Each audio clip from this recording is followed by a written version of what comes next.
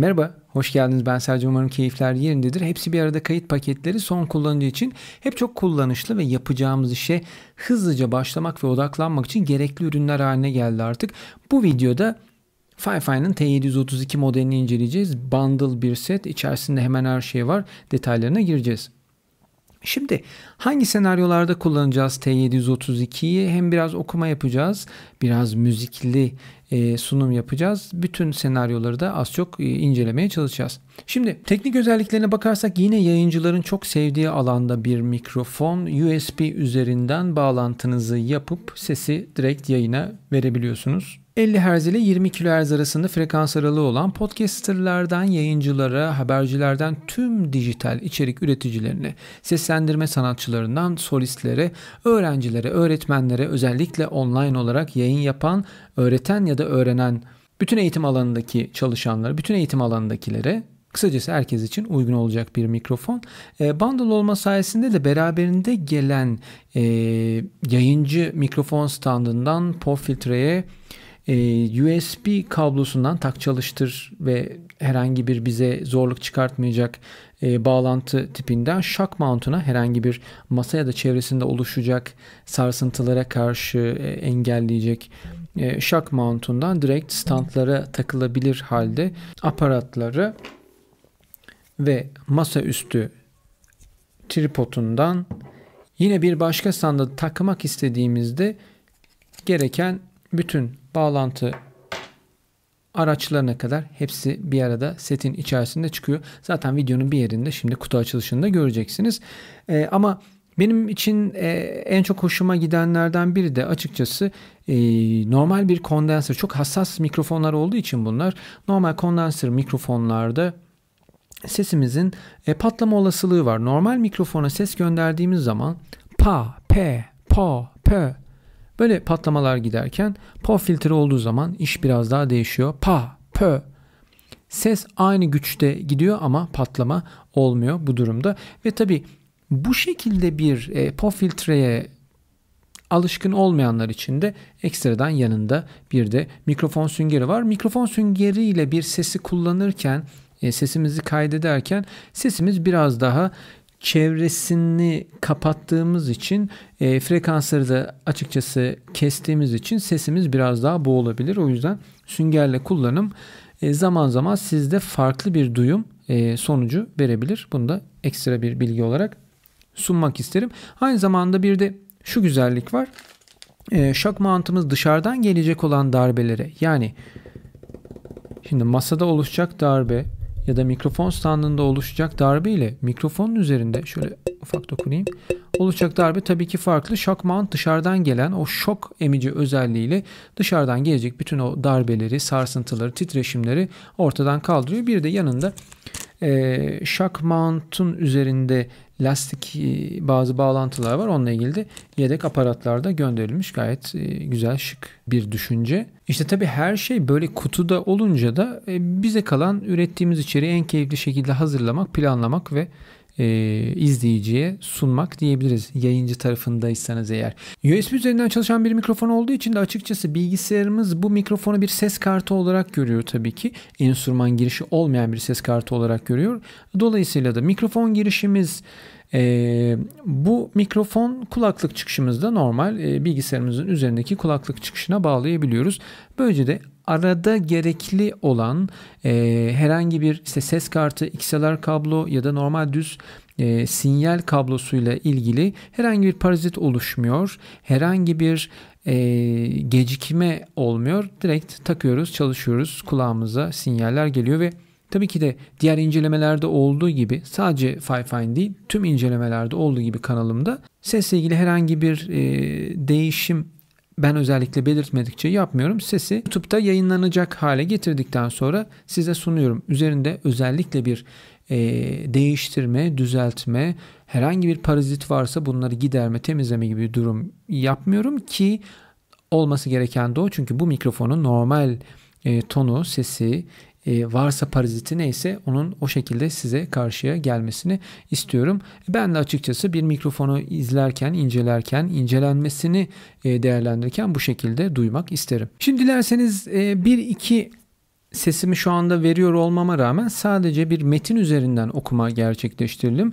Bir iki gitar çalalım, üzerine okuma yapalım. Bakalım nasıl sesin duyulduğuna bir göz atalım isterseniz. Ondan sonra da genel bir değerlendirmesini yapalım.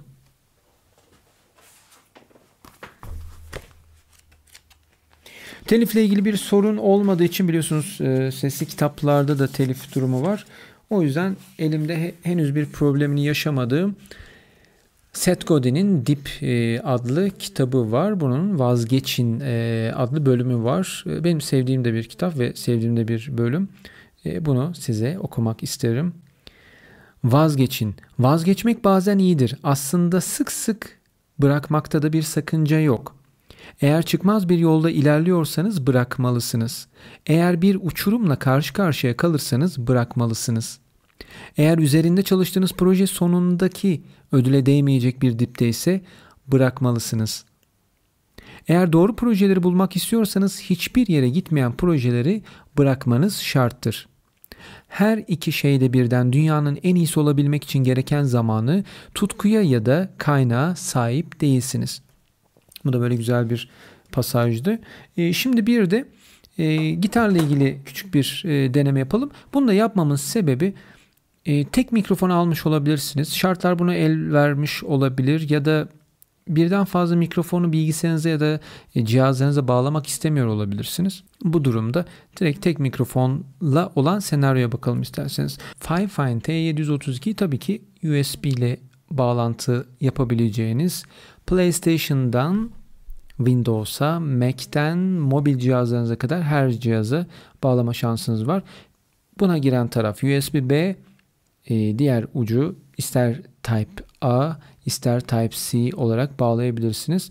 Kablonuz olduğu sürece her yerden enerji alır, her yere sinyalinizi iletir. Böyle de pratik ve bizim için aslında çok konforlu olan bir ortam hazırlamış Fifine. Bu mikrofonu da diğer Fifine modellerinde olduğu gibi Elit Müzik Türkiye'ye getiriyor. finefineturkiye.com adresinden aşağıda bağlantılarını vereceğim adreslerden hem alışveriş anlamında hem de değerlendirme, inceleme, ekstra olarak teknik özelliklerine bakmak için de değerlendirebilirsiniz, bakabilirsiniz. Şimdi müzikli tarafa geçelim.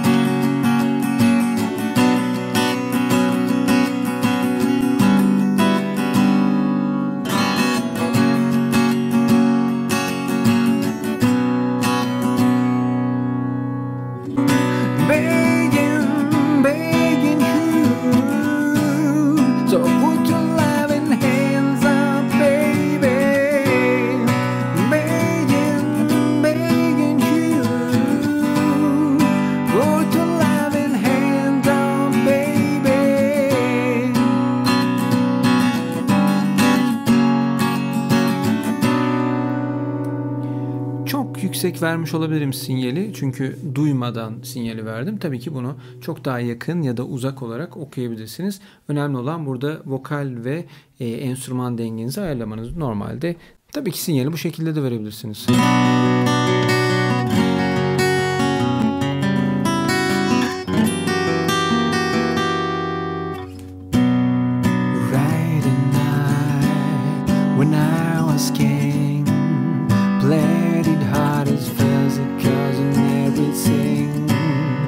Walk away, you want me down, but easy come and easy go, it would be Artık nasıl duyurmak isterseniz monitör aldığınız zaman bir kayıt programı üzerinden tabii ki çok daha farklı duyabilirsiniz. Bu arada şunu da testini yapalım isterseniz. Test 1, 2, 3, 1, 2, P, H, H, P, H, H, P, P. Şunu da yapalım. Ses 1, 2, 3, P, H, H, P, Ç, P, P. Ses, ses, test, test, check, check, check.